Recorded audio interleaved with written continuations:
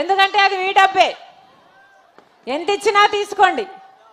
కానీ ఓటు వేసేటప్పుడు మాత్రం ఒక్కసారి ఎవరికి వేస్తున్నాం, ఎందుకు వేస్తున్నామని ఆలోచన చేసి ఓటు వేయండి. ఎందుకంటే ఓటు అనేది మీ జీవితాలను మార్చే ఆయుధం. 5 సంవత్సరాలకు ఒక్కసారి మాత్రమే వచ్చే ఆయుధం.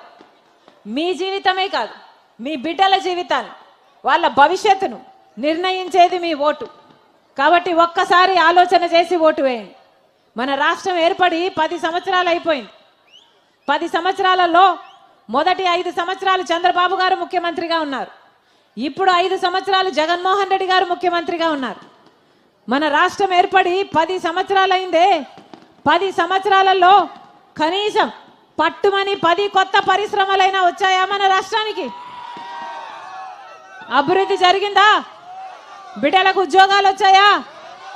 10 సంవత్సరాలలో కనీసం పట్టుమని 10 పరిశ్రమలు కూడా రాకపోతే మనం అభివృద్ధి చెందుతున్నట్ట? పక్క రాష్ట్రాలను చూడండి అన్నా, అన్ని వేగంగా దూసుకుపోతున్నాయి. మరి మనం ఏం చేస్తున్నాం?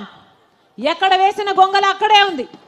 10 సంవత్సరాల క్రితం ఎక్కడుందో మన జీవితాలలో ఏ మార్పు లేదు, ఏ అభివృద్ధి లేదు. మరి టీడీపీకైనా వైసీపీకైనా ఎందుకు ఓట్లేయాలో ఒకసారి ఆలోచన చేయండి అన్నా. 10 సంవత్సరాల క్రితం మన రాష్ట్రానికి ప్రత్యేక హోదా రావాల్సింది. ప్రత్యేక హోదా వస్తే ఒక్కొక్క నియోజకవర్గానికి 50 నుంచి 100 కొత్త పరిశ్రమలు వస్తాయి. అంటే ఎంత అభివృద్ధి జరుగుతుంది, ఎన్ని ఉద్యోగాలు వస్తాయి. 10 సంవత్సరాలు అయింది మనకు ప్రత్యేక హోదా రాక. బీజేపీ పార్టీ 10 సంవత్సరాల క్రితం మనకు ప్రత్యేక హోదా ఇస్తామని చెప్తే అందరము నమ్మాం. 10 సంవత్సరాల నుంచి బీజేపీ పార్టీ మనల్ని మోసం చేస్తూనే ఉంది. ఒక ప్రత్యేక హోదాయే కాదు, పోలవరం ప్రాజెక్ట్ అయినా, రాజధాని అయినా, కడప స్టీల్ ఫ్యాక్టరీ అయినా, దుగ్గరాజపట్నం పోర్ట్ అయినా, స్పెషల్ ఎకనామిక్ ప్యాకేజీలు అయినా, ఏ ఒక్క విషయంలో 10 సంవత్సరాలుగా బీజేపీ పార్టీ మనకు అన్యాయం చేస్తూనే ఉంటే 10 సంవత్సరాలుగా చంద్రబాబు గారైనా జగన్మోహన్ రెడ్డి గారైనా ఏం చేశారు అని అడుగుతున్నాం.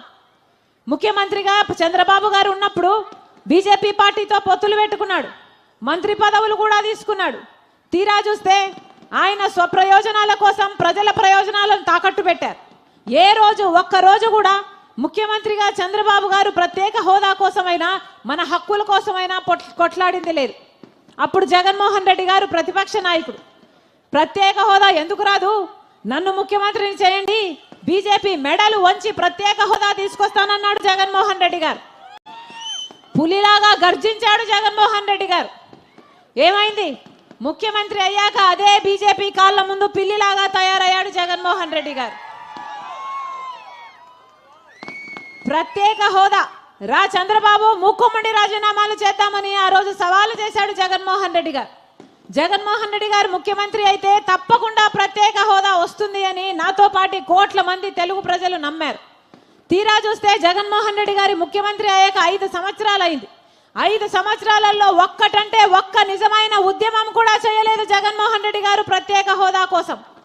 ఒక ప్రత్యేక హోదాయే కాదు, పోలవరం అయినా, రాజధాని అయినా ఒక్కటంటే ఒక్కటి కూడా సాధించుకోలేకపోయాం.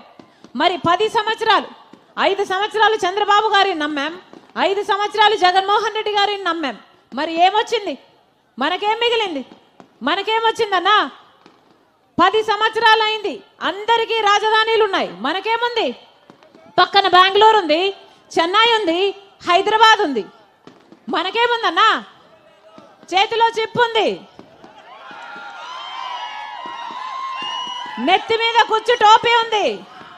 10 సంవత్సరాలు గడిచిపోయింది, అయినా మనకు రాజధాని అని చెప్పుకోవడానికి ఒక పట్టణం లేదు, మన బిడ్డలెళ్ళి ఉద్యోగాలు చేసుకోవడానికి అభివృద్ధి లేదు. ఏం చెప్పాడు చంద్రబాబు గారు? అమరావతిని కడతాను, సింగపూర్ను తలపిస్తానన్నాడు. 3D సినిమాలు చూపించాడు, అమరావతిని కాస్త భ్రమరావతిని చేశాడు. ఒక్క పర్మనెంట్ బిల్డింగ్ కూడా కట్టలేదు చంద్రబాబు గారు. మళ్ళీ జగన్మోహన్ రెడ్డి గారు ముఖ్యమంత్రి అయ్యారు. జగన్మోహన్ రెడ్డి గారికి ఒక రాజధాని కాదు 3 కావాలన్నాడు. పోనీ 3 ఒకటైనా చేశాడా? ఒక్కటంటే ఒక్క రాజధాని కూడా లేదు. మరి ఎందుకు వేయాలన్నా వీళ్ళకు ఓట్లు? ఏమిచ్చారు వీళ్ళు ప్రజలకు? పోలవరం ప్రాజెక్ట్ అయిందా? రాజధాని వచ్చిందా? ప్రత్యేక హోదా వచ్చిందా? పట్టు